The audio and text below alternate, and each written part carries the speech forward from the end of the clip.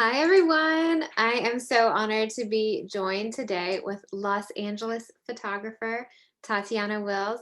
Tatiana launched her career while she was running the photo department at a Hollywood entertainment ad agency, and she has gone on to create work recognized by Communication Arts, Photo District News, and the International Photography Awards, among others.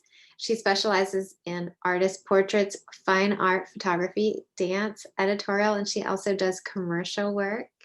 We met through the Palm Springs Photo Festival in 2019, and I'm so glad we did. Tatiana, thank you so much for joining me today. Well, thank you for asking me to do this. This is fun. Of course. So I spoke a little bit about your beginnings there, but tell us, how did you first become interested in photography? Was there a defining moment for you? Oh, well, I mean, I feel like I was always interested in imagery of people. I loved looking at vintage Life magazines when I was a kid. I had a friend who had a huge collection, or her parents did. Um, so I remember that being very present in my life as a young person. And then I kind of moved into illustration and took a lot of art classes, but it really wasn't until I was in my mid 20s that photography even entered my creative life. I had a daughter and I wanted to document her. And so I bought a crappy used camera, had no idea how to use it. And then after a while, I really found that I loved um, that process, just kind of setting up even if it was a little baby that couldn't talk.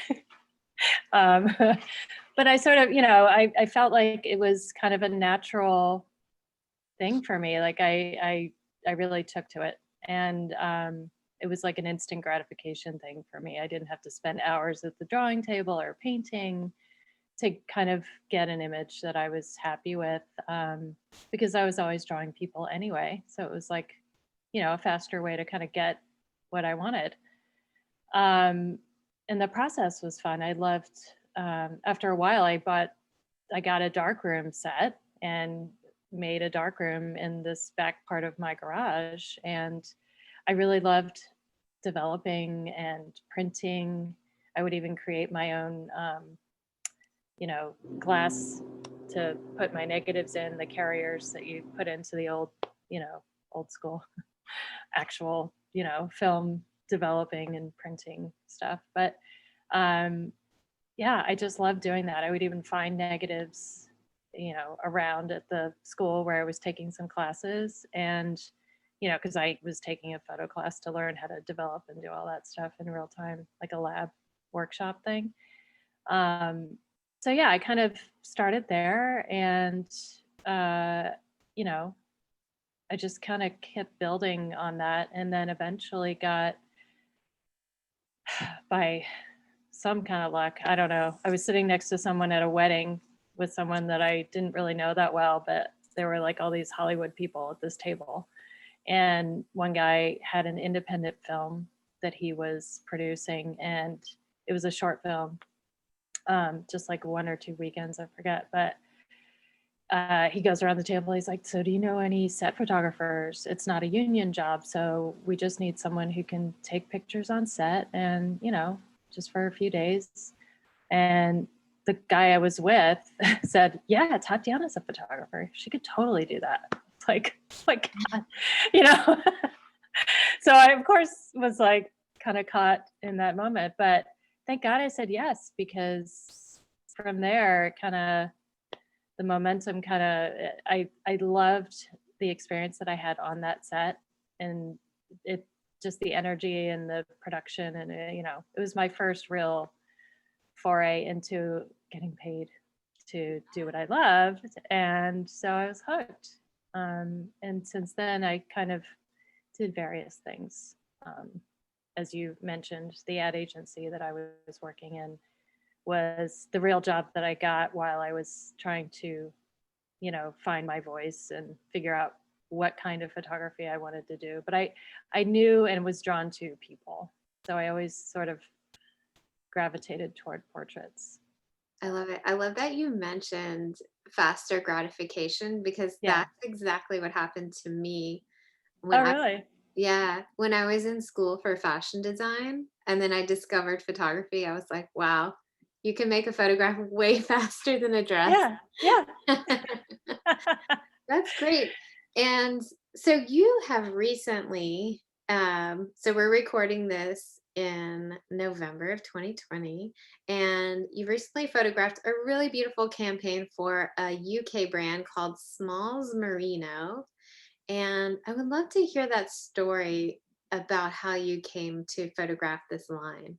And I'll share Oh, some images while you're talking. okay. That was, gosh. So in 2015, I was in Paris with my husband, and we were at the photo festival there. Uh, the Is it name of it Arnold? just, no, this was Paris Photo Okay.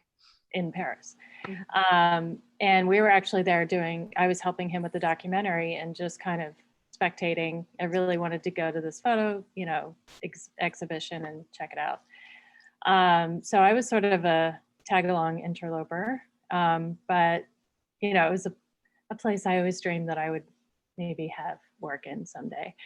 So I was manifesting. But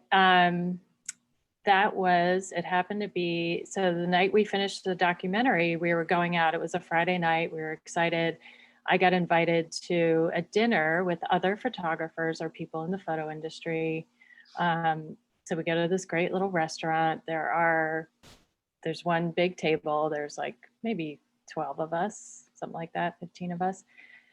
Couple Magnum photographers, some book producers, things like that, and me. And all of a sudden, everyone's phone starts to ring, texts come in.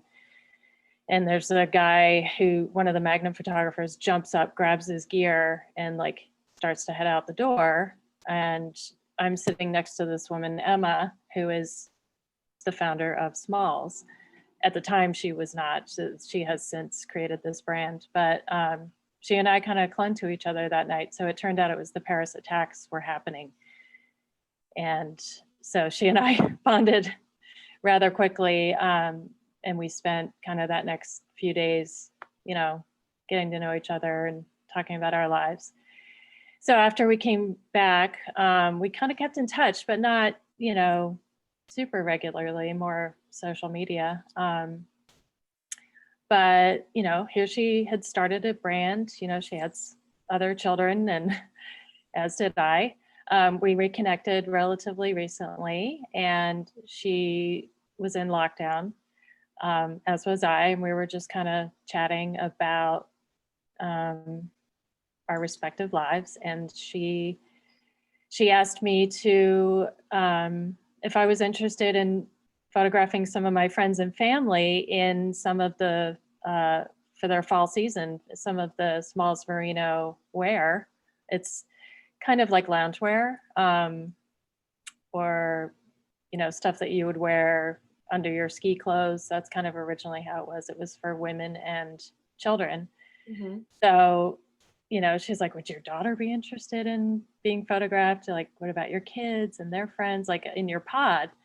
Because, I couldn't hire a bunch of models. So I work with my daughter quite extensively on personal work. And so I thought this would be a great opportunity for her to model this stuff. And, the And client asked for it. So this is your daughter on the screen. yes, Lily. Mhm. Yeah. So she and I worked together since she was little. Obviously, when she and I were kind of in it to win it together. Beautiful. Thanks. So tell That's us how it was to produce the shoot during COVID. How were you able to, I mean, you worked with some other people you weren't related to. How were you able to source these people and keep everything safe on set?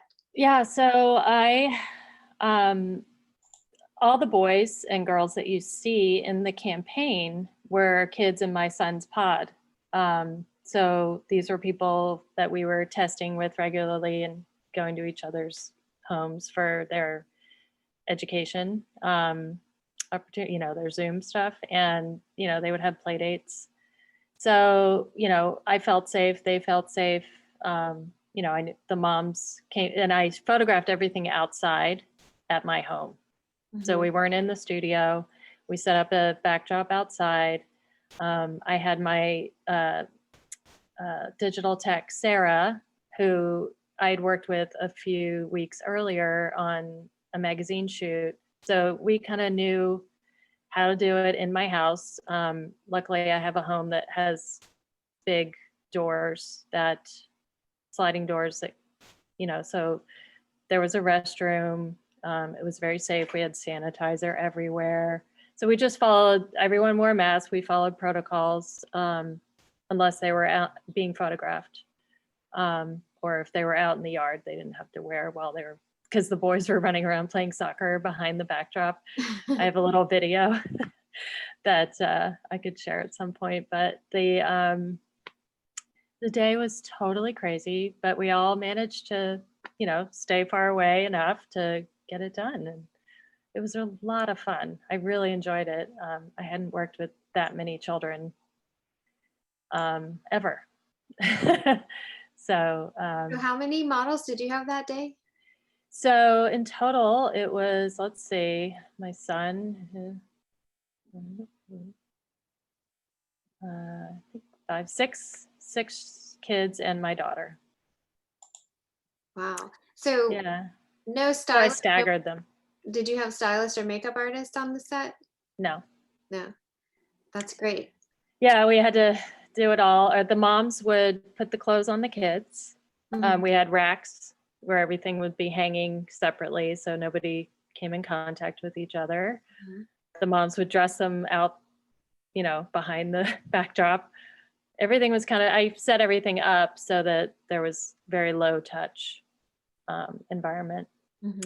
So yeah, it was challenging, but we did it. It took 10 times longer than a normal day, but it was okay.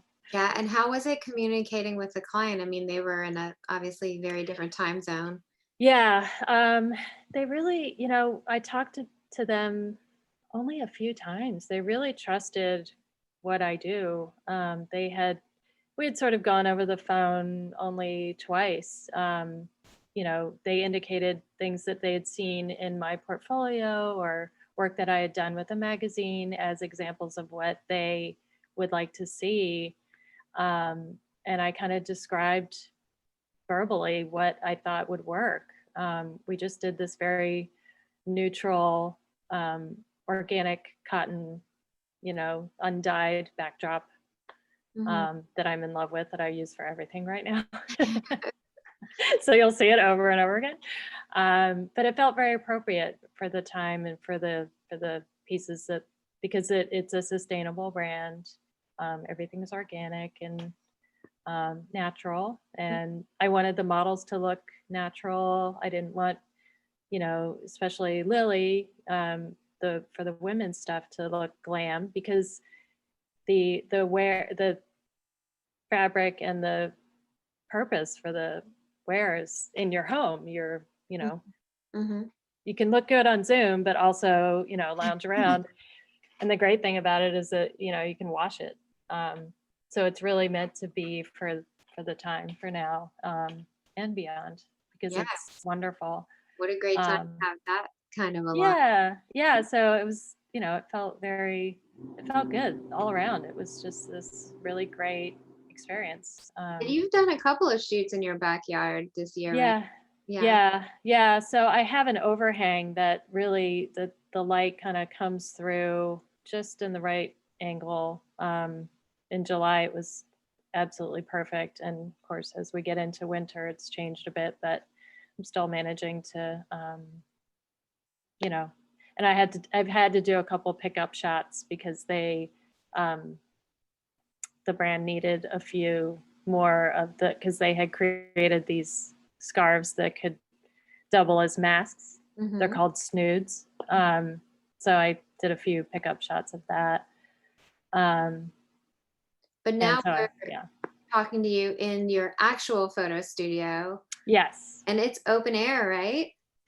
It is not, but I have two double doors here that I open.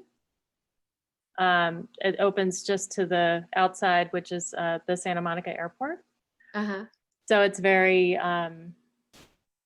you know, there is fresh air that comes in when the doors are open. It's chilly today, so I don't have them open. But I have had one shoot in the studio with a very dear friend recently that is also in the pod, who just got his black belt. Very proud. So that was kind of the test for me to see how I felt about shooting. And it, you know, the background here Mhm. is where the backdrop usually would sit. But I've, you know, I can be COVID friendly in here. I feel really comfortable with having those doors open and just doing the low touch environment where, you know, everyone stays in their area, wears a mask. It's really feels like, you know, now that we're heading into winter, I can do that here. Mhm. So I'm, you know, I'm going to start shooting some more of the dance project, the dance book, Mhm. in the next few weeks. That's great. And you Yeah. have work going out for Miami Art Week. Can you tell us a little bit about that? I do.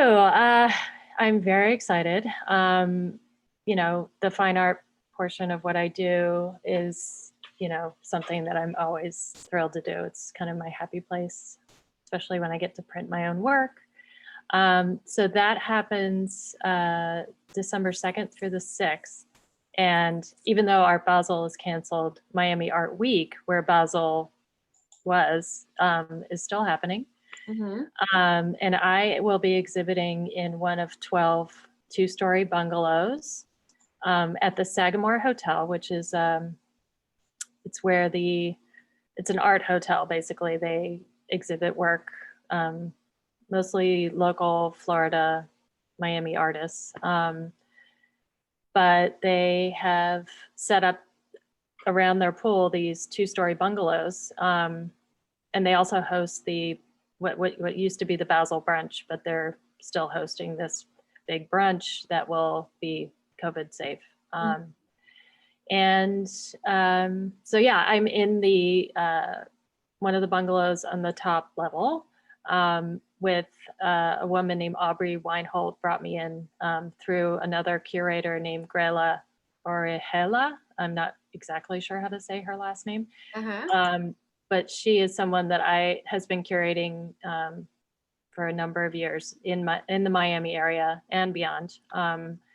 And so she asked me to be part of this show. So I'm in the PR for Artists booth. They're sort of calling them booths or bungalows. So I'm sending 5 pieces there, and then I'll have a little catalog with additional work for sale. That's so We exciting. can't fit it all in there. Yeah. Yeah, and I'm showing some of the work here that you'll have in the show. Yeah. So open air bungalows, basically, right? Yes. Beautiful. Well, that's Yeah. so exciting that they're still able to show some work during that week. Yeah, it's nice. It's nice to have something in real life, tangible, that people can enjoy in that area. I wish I Anything could else go. coming up for you? Oh, just the holidays. I'm gonna kind of take it easy a bit, because I've been shooting a bit for some magazines and the editorial, and continuing to do the dance project. That's always a work in progress. So I feel like, you know, unless something comes up, of course, but I'm also hanging a bunch of work in some high-end designer homes here. Mhm. So I'm working with someone who is, um, you know, asking me to put pieces all over and stage these homes, which is really exciting because it's like a little, you know, I can sort of suggest pieces and be a curator for that. So that's fun. Okay. And you're a Yeah. dancer yourself, right? Well, I am a student of dance. I love it. I love it. I'm obsessed. I will not lie. I try to take class every day, every morning for, at least 1 or 2 classes a day, Hmm. just to work out my crazy. So you're doing that online now, I'm guessing. Actually, the studio where I go is open. Only one of the studios, they have an open air roll-up door Hmm. with like 3 air purifiers inside as well, or air sanitizers, I guess is a more accurate word. We all wear masks, which is really challenging when you're trying not to, be out of breath, but it's great. If you, it's called West Side Ballet.